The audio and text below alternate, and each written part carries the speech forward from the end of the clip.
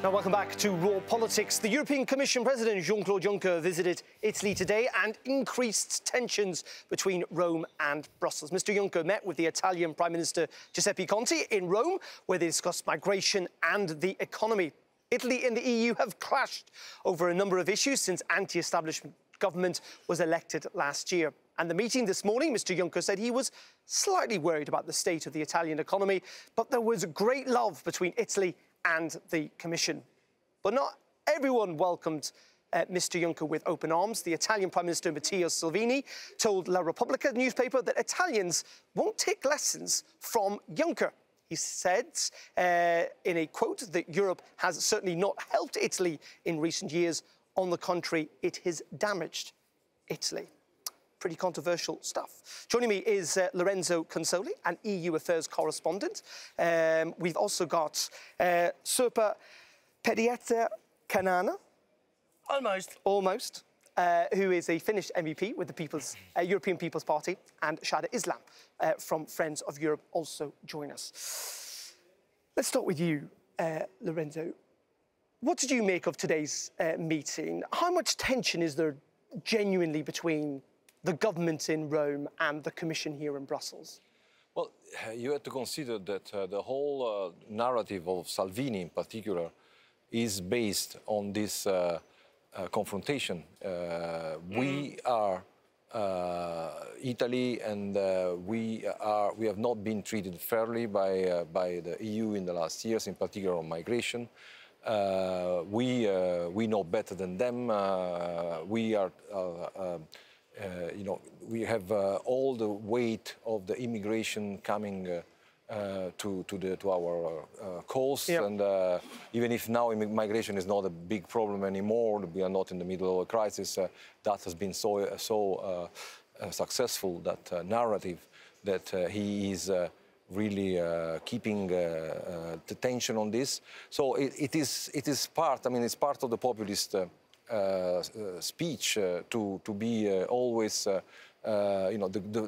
the people against the enemies, against the establishment, and Europe is the establishment. Do you agree, Serpa? Yes, I very much agree. And it's so saddening to look this gaming, because it's a bit the same story as with Hungary, Poland, Brexit in different forms. Yeah. So about who teaches and who, about climate change or about the economy over-debting oneself, about migration, it's like, I would say, don't teach me, it's raining outside. I know my best and I want to water myself. And the question is that there's a lot of this kind of factual problems ahead of us, and either we try to agree and solve them, or then we just say, okay, do not come to lecture to me. Let me make my mistake myself and destroy myself. Yeah, but this is not the European way. It's not the European way, but is there a distinction, as I've kind of noticed, between actually what, the five-star movements or potentially Giuseppe Conte saying on one hand, and actually Salvini? Is there a division in Italian politics about how to approach Brussels? Absolutely. There's a division inside Rome, in the government, on how to deal with Brussels. But I mean, what Serpa and Lorenzo are saying is the populist playbook that Salvini is playing by. We've seen it across Europe. I mean, when they want an enemy, hey, Brussels is there. They're the enemy, forgetting all the funding that goes from Brussels, all the help that has been given. It is true that on the immigration issue, there was money given, but there was no solidarity. There was no visible solidarity. Lots of words were spoken, but governments across Europe were actually not going there and saying, yes, our borders are also open. And it's true that Italy took a great burden. But just as kind of Italy is and the migration crisis, in some ways they're looking for European help, many would say an Italian debt crisis and an Italian economic slowdown can spread elsewhere in Europe. Well, the problem is exactly this. Migration is very important for the for League. No, it's not Northern League anymore. Liga. League, for the Liga narrative. But what really gives bad press to Europe in Italy is the austerity period, the way Brussels has managed the euro area crisis, the fact that Italy is the only country with Greece that has not completely gone out the crisis.